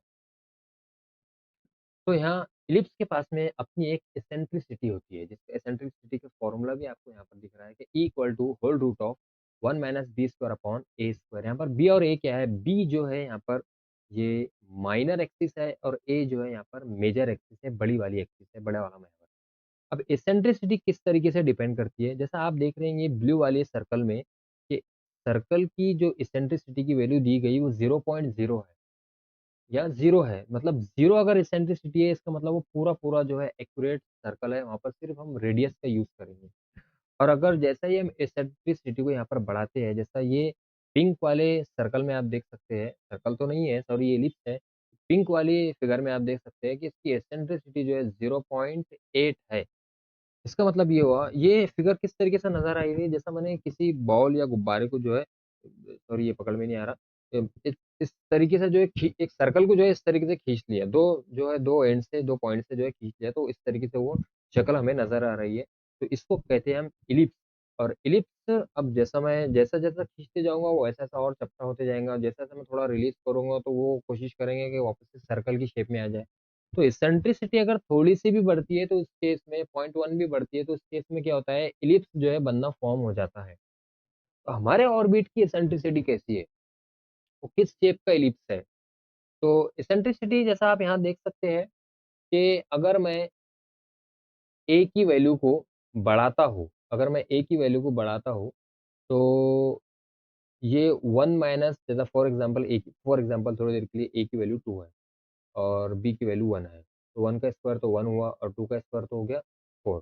तो 1 माइनस 4 अगर मैं करता हूँ, 1 माइनस 4 मतलब 1 में से पौन हिस्सा जो गया, तो 0.75 क्यों करें और होल रूट ऑफ 0.75। तो 0.75 जो है होल रूट ऑफ 0.75 इसका आंसर, जो रूट थोड़ी देर के लिए रूट भी निकाल लो, पूरा हम कैलकुलेट तो नहीं कर रहे हैं। तो 0.75 मतलब 0 से बड़ी, तो जैसे ही अगर a बढ़ता है b के कंपैरिजन में, इसका मतलब जो है एसेंट्रिसिटी बढ़ेगी, सर्कल जो है अपनी शेप को खोना शुरू कर देगा, वो एलिप्स की शेप में जो है फॉर्म होना शुरू कर देगा। तो जैसा कि यहाँ पर आप देख सकते हैं कि एसेंट्रिसिटी यहाँ पर इस केस में e इक्वल टू 0.0 पूरा सर्कल है। जैसे ही एसेंट्रिसिटी बढ़ते जा रही है तो आप देखो इसका सर्कल का शेप जो है चेंज होते होते जा रहा है। यहाँ पर 0.2, 0.5, 0.8, 0.9, 0.0 सॉरी 0.95। अब देखिए ये कितना ज़्यादा एलिप्टिकल शेप में हो चुका है। तो आप इस चीज़ से अच्छी तरीके से समझ सकते हैं कि इलिप्स जो है किसी एक पर्टिकुलर फिगर का नाम नहीं है, बल्कि वो डिपेंड करता है अपनी एसेंट्रिसिटी के ऊपर, उसकी कितनी ज़्यादा और कितनी कम एसेंट्रिसिटी है। आई होप एसेंट्रिसिटी के बारे में आपको ये चीज़ें क्लियर होंगी और ये चीज़ जो फिगर आप देख रहे हैं, हमने ये कुछ स्लाइड पहले ही इसको जो है अच्छी तरीके से समझ लिया। वही चीज़ कि इलिप्स के पास में 2 फोकल पॉइंट होते हैं और किसी भी पॉइंट से ये दोनों फोकल पॉइंट का समेशन जो है सारे पॉइंट्स, जैसा इसकी अगर हम बात करते हैं, ये कैसे होते हैं, इक्वल होते हैं। ठीक है, हम आगे बढ़ते हैं। तो ये चीज़ भी कि जैसे ही यहाँ पर एक फोकल पॉइंट ये है, एक फोकल पॉइंट ये है। जैसा यहाँ पर रेड का डिस्टेंस हमें दिखाया गया है, रेड लाइन का डिस्टेंस 3.826 एंड ब्लू लाइन का डिस्टेंस हमें दिखाया गया 6.174। तो इन दोनों का अगर मैं समेशन की बात करता हूँ तो 10 ही आ रहा है। दूसरी केस में अगर मैंने ब्लू लाइन को कम कर दिया, that is 2.733 and red line को यहाँ पर बढ़ा दिया, दैट इज़ 6.174। तो उन दोनों लाइन्स का समेशन भी कितना 10 ही आ रहा है। तो एलिप्स के पॉइंट कहाँ, कोई भी पॉइंट को अगर आप सिलेक्ट करते हैं, अगर फोकल पॉइंट से उनका समेशन चेक करते हैं, तो वो सारे पॉइंट्स जो है उनका समेशन कैसा आएगा, इक्वल ही आएगा। तो इलिप्स की जो एक्सेंट्रिसिटी होती है, ये जो है 0 से 1 के बीच में होती है। 0 से 1 के बीच में जो है इलिप्स की एक्सेंट्रिसिटी होती है। जैसा कि आप देखो यहाँ पर, ये हमारा ब्लैक वाला सर्कल इक्वल टू 0। तो मतलब एक्सेंट्रिसिटी 0 है, मतलब ये पूरा सर्कल है। अब जैसे ही मैं एक्सेंट्रिसिटी बढ़ाता हूँ 0.3, ये ग्रीन वाला सर्कल, ये ग्रीन वाला, अब ये इलिप्स की फॉर्म जो है यहाँ पर आती है। ब्लू वाला अगेन जो है थोड़ा-सा और इलिप्स, और यहाँ पर रेड वाला जो है 0.9, ये पूरा बहुत ज़्यादा एलिप्टिकल शेप में जो है आपको दिख रहा है। तो इस केस में जब एक्सेंट्रिसिटी 1 से ज़्यादा बढ़ जाती है, तो वो इलिप्स जो है अब 1 से जब बढ़ जाती है, तो वो इलिप्स जो है अब गोला की शेप जो है इख्तियार कर लेता है। और जब एक्सेंट्रिसिटी पूरी-पूरी 1 हो जाती है, तो उस केस में वो इलिप्स जो है पैराबोला बन जाता है। तो इलिप्स की जो एक्सेंट्रिसिटी की जो वैल्यू रहती है, वो 0 से 1 के बीच में होती है। और अगर वो 0 पर आता है तो वो पूरा सर्कल हो जाता है। तो आई होप आपको ये सारी चीज़ें इलिप्स से रिलेटेड अच्छी तरीके से क्लियर हो चुकी होंगी। ठीक है, अब हम हमारे सोलर सिस्टम में देखते हैं कि सबसे कम और ज़्यादा एसेंट्रिसिटी किसकी है। आप यहाँ पर देखेंगे कि सॉरी प्लूटो, प्लूटो की एसेंट्रिसिटी ज़्यादा है, यहाँ पर दिखाई नहीं दे रहा है। सॉरी फिर भी 0.24 है आई थिंक सो। तो प्लूटो की एसेंट्रिसिटी जो है यहाँ पर सबसे ज़्यादा है। मैं आपको एक फिगर भी बताता हूँ। देखो आप, प्लूटो की एसेंट्रिसिटी सबसे ज़्यादा है। तो प्लूटो की आप एसेंट्रिसिटी देख सकते हैं कितनी ज़्यादा है। और जो है उसके सबसे कम जो एसेंट्रिसिटी है यहाँ पर आपको दिख रही होंगी दैट इज़ 0.007।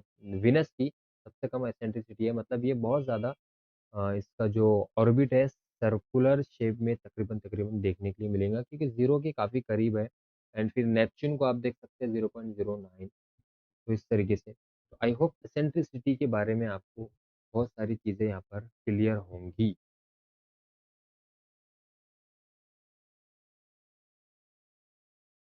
ओ हो हो। इतना सब कुछ करने के बाद अब हम पहुंचे हैं केपलर्स फर्स्ट लॉ। तो केपलर्स फर्स्ट लॉ क्या कहता है? The orbit of a planet is an ellipse with the sun at one of the foci. हमारा प्लैनेट जो है, ये सॉरी, हमारे प्लैनेट का ऑर्बिट जो है वो एक इलिप्स के फॉर्म में है। इलिप्स से रिलेटेड क्वेश्चन अब मत पूछना मेहरबानी करके। अभी हमने थोड़ी देर पहले इलिप्स, एसेंट्रिसिटी, सर्कल क्या है, हाइपरबोला क्या है, पैराबोला क्या है, सारी चीजें देखी है।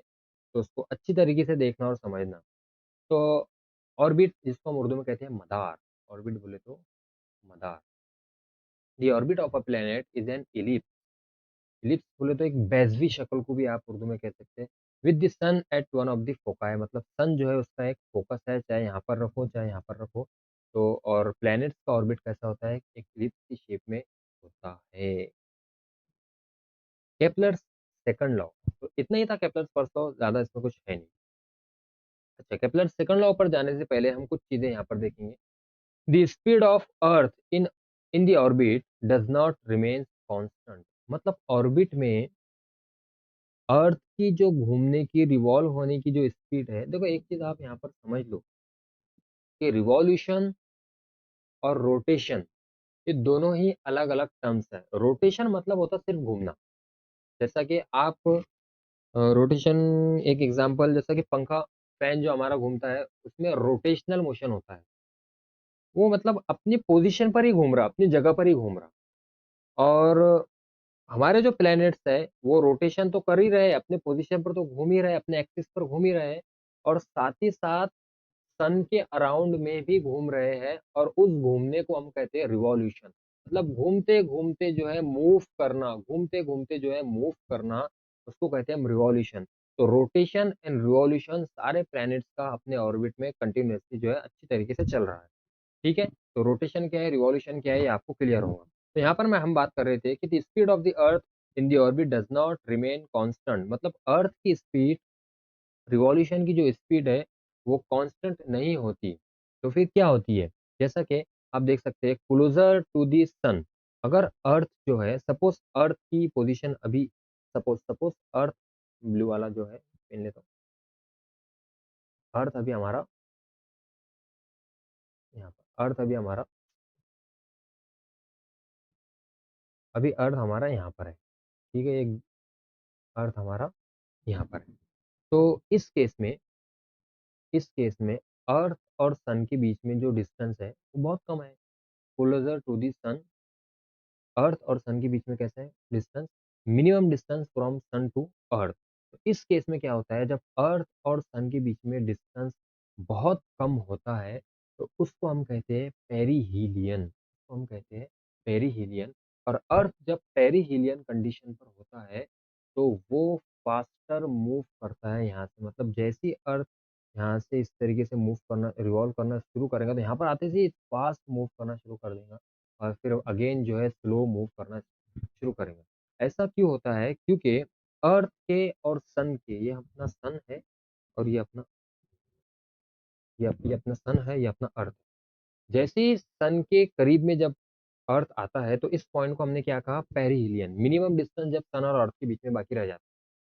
तो यहाँ पर जो मूवमेंट होती है अर्थ की बहुत ज़्यादा फास्ट होती है पेरिहिलियन पॉइंट पर। ऐसा क्यों होता है? क्योंकि अर्थ का फोर्स ऑफ अट्रैक्शन एंड सन का फोर्स ऑफ अट्रैक्शन, दोनों का फोर्स ऑफ अट्रैक्शन बहुत ज़्यादा क्लोज हो जाता है, नज़दीक हो जाता है, जिस वजह से जो है वो अर्थ वहाँ से बहुत स्पीड, और इसी तरीके से जब अर्थ जो है सन से बहुत ज़्यादा डिस्टेंस पर होता है, अर्थ सन से बहुत ज़्यादा डिस्टेंस पर होता है, maximum distance from sun to earth, उस पॉइंट को हम कहते हैं एफिलियन, उस पॉइंट को हम कहते हैं एफिलियन। और फार्दर फ्रॉम द सन, तो वहाँ पर जो है जो स्पीड होती है अर्थ की वो कैसी होती है, स्लो, घूमने की, रिवॉल्व होने की स्पीड कैसी रहती है, स्लो होती है, क्योंकि यहाँ पर सन और अर्थ के बीच में बहुत ज़्यादा डिस्टेंस हो जाता है, तो फोर्स ऑफ अट्रैक्शन भी जो है कम हो जाता है। फोर्स ऑफ अट्रैक्शन कम होने की वजह से जो है स्पीड जो है अर्थ की रिवॉल्व होने की वो क्या हो जाती है, कम हो जाती है। तो आई होप ये सारी चीज़ें जो है आपको क्लियर होंगी। तो कुछ अगेन एक क्वेश्चन आपके सामने, the orbit of a planet is an dash with the sun at one of the foci, comment में बताना है। उसके बाद नेक्स्ट, केपलर सेकंड लॉ। अच्छा, केपलर फर्स्ट लॉ को जो है केपलर फर्स्ट लॉ को हम जो है लॉ ऑफ ऑर्बिट भी जो है कहा जाता है। ठीक है, केपलर सेकंड लॉ जो है स्टार्ट करना है, law of area. Kepler second law है हमारा लॉज ऑफ एरिया। चलिए इसको समझते हैं। अगेन सिंपल सा लॉ है, the line joining the planet and the sun sweeps equal areas in equal interval of time. सबसे पहले सपोज हमारा अर्थ जो है सन के अराउंड में मूव कर रहा है, यहाँ पर आपको नजर आ रहा है। ठीक है, अभी सन अगर इस पोजीशन पर हमारा है और अर्थ हमने यहाँ पर इस पोजीशन पर लिया, सन और अर्थ से हमने क्या किए, एक लाइन ज्वाइन किए, उसका नाम लिए एस ए। सपोज अभी अर्थ पॉइंट ए से पॉइंट बी पर जाने के लिए सपोज इसको 1 मंथ जो है लगा, पॉइंट ए से पॉइंट बी पर जाने के लिए इसको 1 मंथ लगा। तो अगेन हमने जो है पॉइंट बी और पॉइंट एस को जो है ज्वाइन किया, तो ये एरिया जो कवर हुआ, जो ट्रेंगुलर शेप का एरिया आपको नजर आ रहा है, पॉइंट ए से पॉइंट बी, ये जो एरिया आपको नजर आ रहा है, ये वाला एरिया, तो ये जो यहाँ से मूव हुआ अर्थ, इसी को कहा गया स्वीप, इसी को कहा गया स्वीप। तो पॉइंट ए पॉइंट बी, तो हमने इसको नाम दिया area of A S B, हमने इसको नाम दिया एरिया ऑफ एस बी। और area of A S B cover करने के लिए अर्थ को कितना टाइम लगा भाई, यहाँ पर लगा 1 महीना, 1 मंथ। दूसरी केस में सपोज हमने क्या किए, पॉइंट सी पर अर्थ को यहाँ पर प्लेस किए। अब पॉइंट सी पर हमारा अर्थ है, अगेन हमने पॉइंट सी पॉइंट एस को ज्वाइन किए और एक पॉइंट डी लिए, और पॉइंट डी और पॉइंट एस को भी ज्वाइन किए। अगेन पॉइंट सी से पॉइंट डी तक जाने के लिए ये जो एरिया अर्थ ने कवर किया, इसको भी जो है टोटल जो टाइम लगा वो लगा 1 मंथ। ठीक है, इक्वल इंटरवल ऑफ टाइम। पहली केस में भी ए से बी जाने के लिए 1 मंथ लगा, दूसरी केस में भी सी से डी जाने के लिए 1 मंथ लगा। लेकिन यहाँ पर जो एरिया का शेप जो है आपको कुछ और दिख रहा होगा, और यहाँ पर एरिया का शेप जो है आपको कुछ और नजर आ रहा होगा। तो और इसने जो एरिया कवर किया पॉइंट सी से डी में, एरिया सी एस डी, दोनों की शेप बिल्कुल अलग है, लेकिन दोनों areas equal interval of time में कवर किए गए, इसलिए दोनों एरियाज भी कैसे रहेंगे, इक्वल रहेंगे। यही है हमारा केपलर सेकंड लॉ, इसको हम लॉ ऑफ एरियाज भी बोलते हैं। The line joining the planet and the sun sweeps, move करना, कवर करना, equal areas in equal interval of time. जैसा इक्वल एरिया तो हमें समझ में आ गया, इक्वल इंटरवल ऑफ टाइम किसको कहते हैं, जैसे हमने यहाँ पर 1 मंथ की कंडीशन के लिए ये वाली चीज बताए, और सेम चीज 1 मंथ की कंडीशन के लिए ये वाली चीज बताए। तो आई होप ये चीज सारे आपको जो है केपलर का second law, law of area अच्छी तरीके से क्लियर होगा। चलिए हम आगे की तरफ बढ़ते हैं। जैसा कि यहाँ पर एक और सेकंड लॉ, तो ये 1 महीना, अब हम जानते हैं कि सपोज हम जनवरी से स्टार्ट करते हैं। ठीक है, जनवरी से फरवरी, ये 1 महीना, ये जो ये वाला पार्ट, फरवरी से मार्च, ये वाला, फिर मार्च से अप्रैल ये वाला, तो ये सारे जो 1-1 महीने के जो एरिया रहेंगे ना इस ट्रायंगल के सारों के, ये सब आपस में इक्वल रहेंगे। Equal areas in equal interval of time. हाँ, तो यहाँ तक सारी चीज़ें जो है हमारी क्लियर है। टॉपिक जो है वीडियो के हम लास्ट एंड पर आ चुके हैं और अब हम देखेंगे केप्लर्स थर्ड लॉ।